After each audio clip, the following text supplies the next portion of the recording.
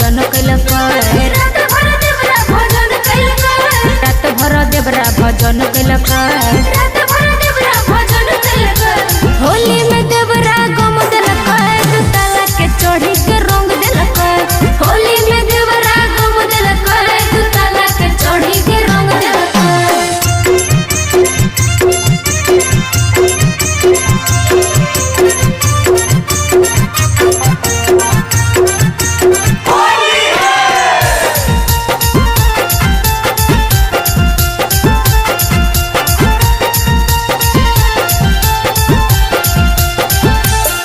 और एक बार में ओकर मन नहीं भरलाई रात भर डालल कहीं के क्रस नहीं डरलाई